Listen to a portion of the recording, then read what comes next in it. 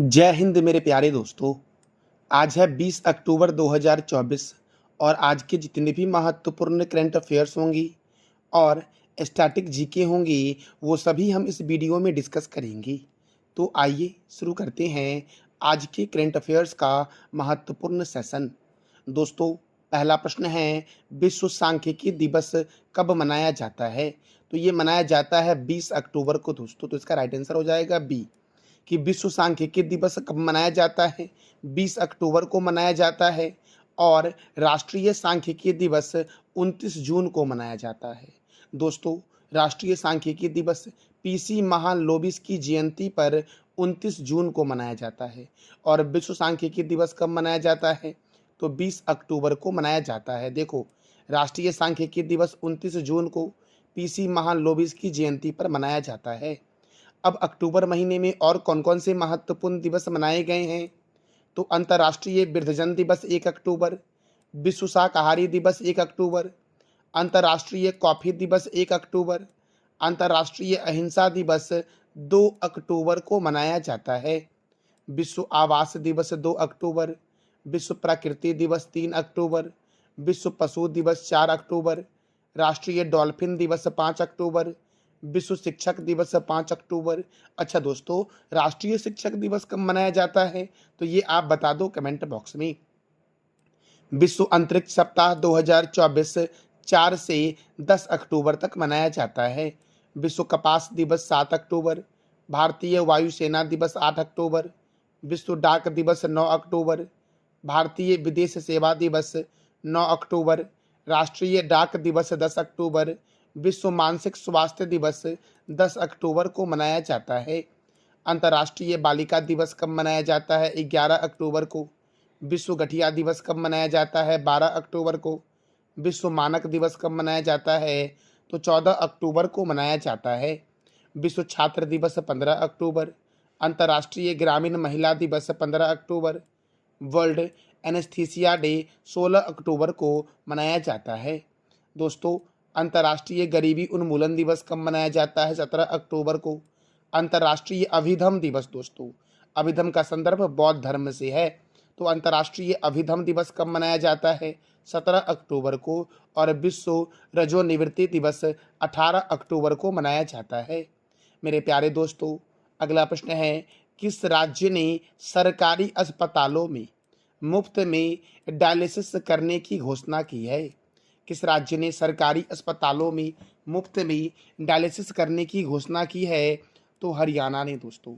हरियाणा ने अपने सभी सरकारी अस्पतालों में मुफ्त में डायलिसिस करने की घोषणा की है। देखो, सभी सरकारी अस्पतालों में गंभीर किडनी रोगियों को फ्री डायलिसिस की सुविधा मिलेगी मेरे प्यारे लाल एवं लालियों। देखो दोस्तों, अभी कुछ दिन पहले आपका हरियाणा में चुनाव हुआ है और हरियाणा के फिर से मुख्यमंत्री बन गए नयाब सिंह दोस्तों। और उन्होंने अपने घोषणा पत्र में कहा था यह बात, और उसने अपने घोषणा पत्र के इस कहे गए बात को पूरा कर दिया है। तो देखो मेरे प्यारे दोस्तों, हरियाणा की राजधानी क्या है? चंडीगढ़। हरियाणा के गवर्नर कौन है? बंडारू दत्तात्रेय। हरियाणा के मुख्यमंत्री कौन है? नयाब सिंह नैनी। हरियाणा में राज्यसभा 5 है और लोकसभा 10 है। कालेसर राष्ट्रीय उद्यान, सुल्तानपुर राष्ट्रीय उद्यान, छिलछिला वन्य जीव अभ्यारण्य, खापरवास वन्य जीव अभ्यारण्य कहाँ है? तो हरियाणा में है मेरे प्यारे दोस्तों। देखो, सौरिहंद नहर सतलज नदी पर हरियाणा में है। अच्छा मेरे प्यारे दोस्तों, रिहंद परियोजना कहाँ है? रिहंद परियोजना रिहंद नदी पर किस राज्य में है? तो इसका जवाब दो कमेंट बॉक्स में। ये है सौरिहंद परियोजना, सतलज नदी पर हरियाणा में है। नेशनल डेयरी रिसर्च इंस्टीट्यूट का मुख्यालय करनाल में है। National brain research centre Gurugram में है। बुनकरों का शहर पानीपत को कहा जाता है। और महाराजा अग्रसेन अंतर्राष्ट्रीय हवाई अड्डा कहाँ है? तो हिसार में है मेरे प्यारे दोस्तों। अगला प्रश्न है, किस राज्य सरकार ने दिव्यांगों के लिए रोजगार पोर्टल की शुरुआत की है? किस राज्य सरकार ने दिव्यांगों के लिए रोजगार पोर्टल की शुरुआत की है? तो याद रखना मेरे प्यारे दोस्तों, तेलंगाना ने दिव्यांगों के लिए रोजगार पोर्टल की शुरुआत की है। अब तेलंगाना ने किया है दोस्तों, तो तेलंगाना सरकार ने मोहम्मद सिराज को अपना डीजीपी नियुक्त किया था। अलाई बलाई समारोह तेलंगाना में मनाया गया है। और जाति सर्वेक्षण शुरू करने वाला भारत का पहला राज्य कौन बना है? तो तेलंगाना बना है। तेलंगाना की राजधानी क्या है? हैदराबाद, और हैदराबाद मूसी नदी के किनारे है। तेलंगाना के गवर्नर कौन है? जिष्णुदेव वर्मा। तेलंगाना के मुख्यमंत्री कौन है? अनुमुला रेवंत रेड्डी। और तेलंगाना दोस्तों स्थापना कब हुई इसकी? तो 2 जून 2014 को तेलंगाना की स्थापना हुई। तेलंगाना में राज्यसभा सीट 7 है और लोकसभा सीट 17 है।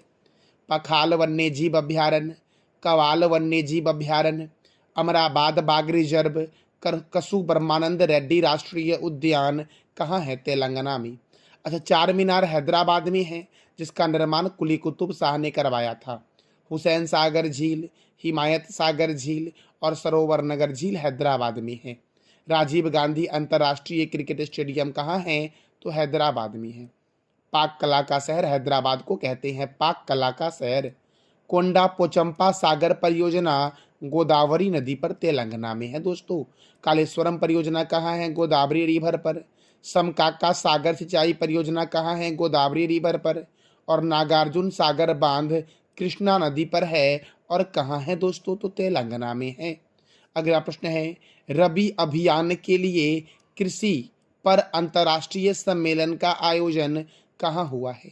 रबी अभियान के लिए कृषि पर अंतर्राष्ट्रीय सम्मेलन का आयोजन हुआ है नई दिल्ली में। कहाँ हुआ है दोस्तों? नई दिल्ली में हुआ है। अब देखो दोस्तों, ये जो रबी अभियान पर कृषि पर अंतर्राष्ट्रीय सम्मेलन है, इसका उद्घाटन केंद्रीय कृषि मंत्री शिवराज सिंह चौहान ने किया। और इसका उद्देश्य क्या है? तो उद्देश्य है रबी फसलों के लिए सहयोग और नवाचार को बढ़ावा देना। अब कौन कौन से फसल रबी फसल हैं? तो गेहूं, जौ, चना, मटर, सरसों, मसूर, राई तथा आलू इत्यादि, ये सब रबी फसल हैं दोस्तों। कौन कौन से हैं? तो गेहूं, जौ, चना, मटर, सरसों, मसूर, राई और आलू। मेरे प्यारे दोस्तों, आप बता दो खरीफ फसल के बारे में कमेंट बॉक्स में। देखो, रबी फसल की बुआई की अवधि क्या है? तो अक्टूबर से नवंबर।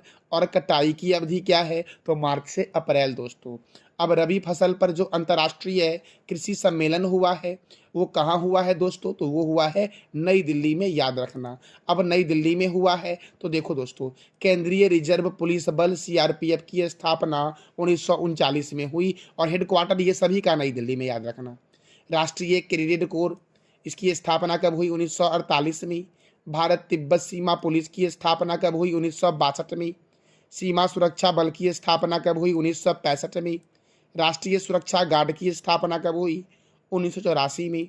केंद्रीय औद्योगिक सुरक्षा बल की स्थापना कब हुई? तो 1969 में हुई।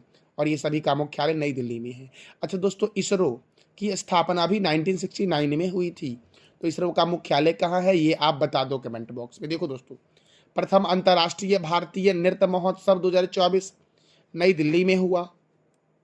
विश्व स्वास्थ्य संगठन के लिए दक्षिण पूर्व एशिया क्षेत्र के 77वें सत्र का आयोजन नई दिल्ली में हुआ। भारतीय दूरसंचार मानकीकरण सभा की मेजबानी दिल्ली ने की। रबी अभियान के लिए कृषि पर अंतर्राष्ट्रीय सम्मेलन दिल्ली में आयोजित हुआ।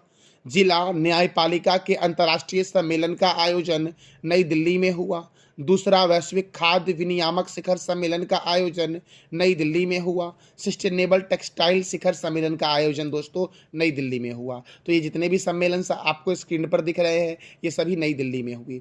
ग्लोबल बायो इंडिया 2024 का आयोजन नई दिल्ली में हुआ। अखिल भारतीय राज्य भाषा सम्मेलन 2024 का आयोजन कहाँ हुआ? नई दिल्ली में। अच्छा, दिल्ली मेट्रो की शुरुआत कब हुई? 24 दिसंबर 2002 को हुई। भारतीय कृषि अनुसंधान संस्थान, भारतीय मौसम विज्ञान संस्थान, राष्ट्रीय प्रतिरोधक विज्ञान संस्थान, अखिल भारतीय आयुर्विज्ञान संस्थान का मुख्यालय कहाँ है? नई दिल्ली में।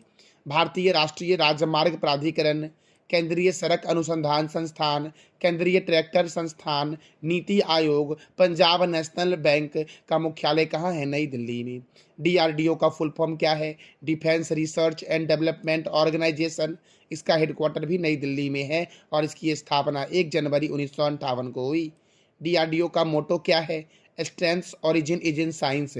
और डीआरडीओ के चेयरमैन कौन है? समीर वेंकटपति कामत डीआरडीओ के चेयरमैन हैं मेरे प्यारे दोस्तों। अगला प्रश्न है, हाल ही में भारत सरकार और किस सोशल मीडिया प्लेटफॉर्म ने स्कैम से बचो, दोस्तों यहाँ पे स्कैम से बचो हो गया है, यहाँ सही कर लेना, स्कैम से बचो अभियान की शुरुआत की है।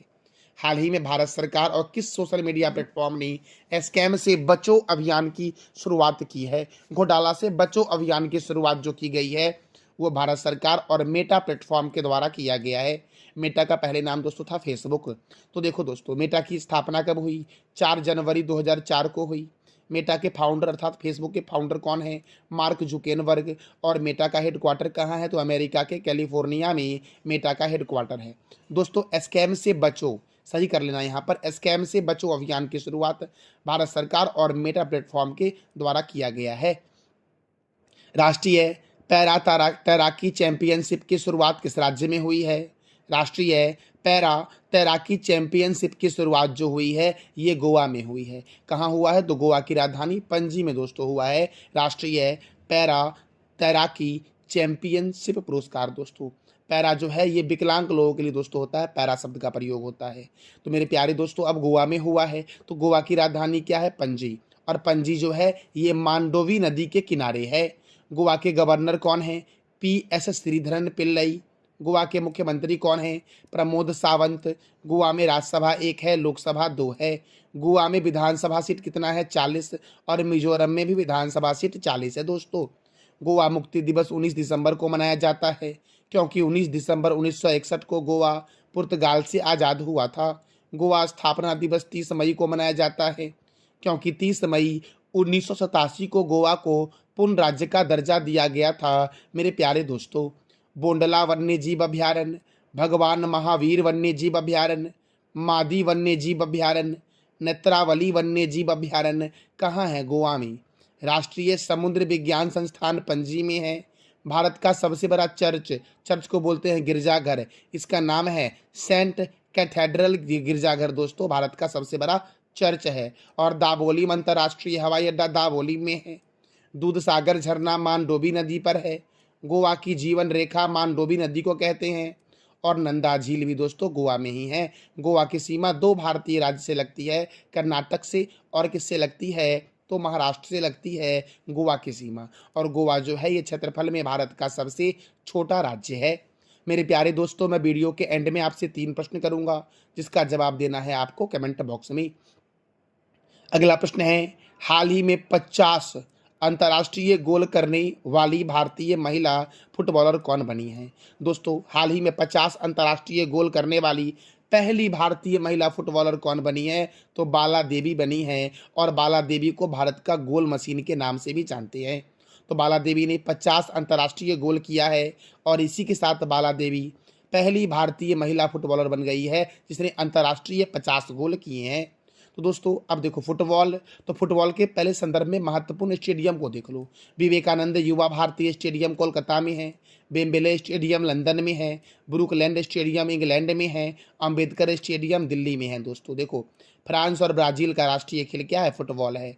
Full back, half back, striker, centre, penalty kick, free kick, referee, tie breaker, head handball का संबंध किससे है? तो फुटबॉल से है। देखो, Rovers cup, Durand cup, Santosh trophy, Subroto cup, Ashutosh Mukherjee shield cup, BC Roy cup, Colombo cup और मडेका कप का संबंध किस खेल से है? तो फुटबॉल से है दोस्तों। और आप बता दो कमेंट बॉक्स में कि फुटबॉल में कितने खिलाड़ी होते हैं। अगला प्रश्न है, हाल ही में भारतीय गेहूं और जौ अनुसंधान संस्थान।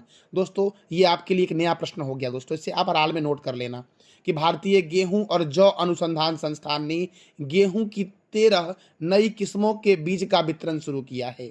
भारतीय गेहूं और जौ अनुसंधान संस्थान ने गेहूं की 13 नई किस्मों के बीज का वितरण शुरू किया है। इसका मुख्यालय कहाँ है?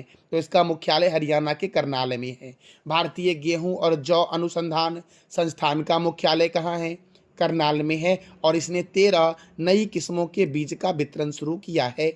अगला प्रश्न है, राष्ट्रीय महिला आयोग के नए अध्यक्ष कौन बनी है?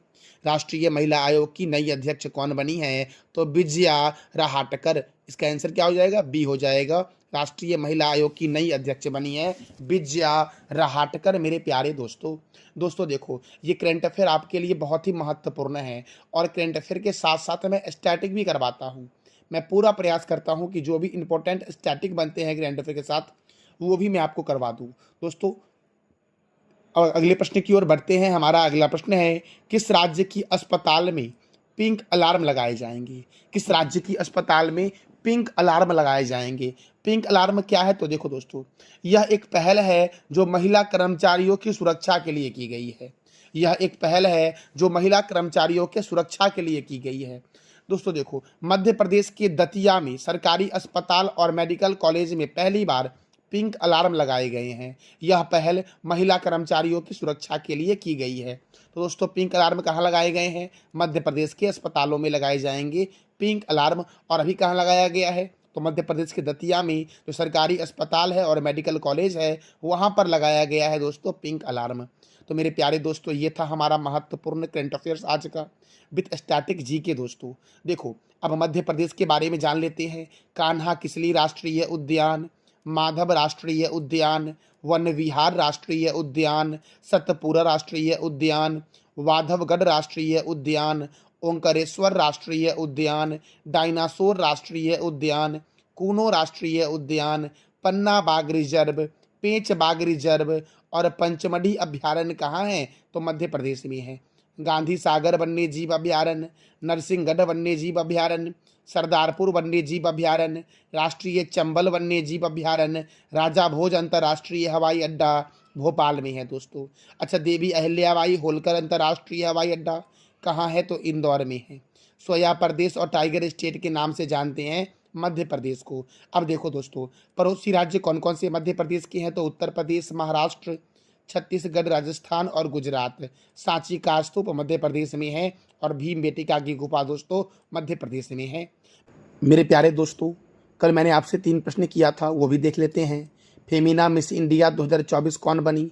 तो निकिता पोरवाल बनी। सही कर लेना, निकिता पोरवाल जो बनी है ये फेमिना मिस इंडिया 2024 बनी है।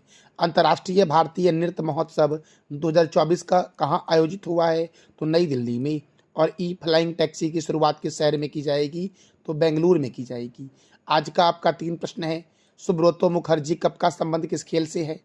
राष्ट्रीय समुद्री विज्ञान संस्थान कहाँ है? और नागार्जुन सागर बांध किस नदी पर बना है? तो इस तीनों प्रश्न का जवाब देना है आपको कमेंट बॉक्स में। दोस्तों, ये था हमारा आज का महत्वपूर्ण current affairs with static G की। जानकारी अच्छी लगी तो चैनल को लाइक करें, शेयर करें और सब्सक्राइब करें। थैंक यू सो मच मेरे प्यारे दोस्तों।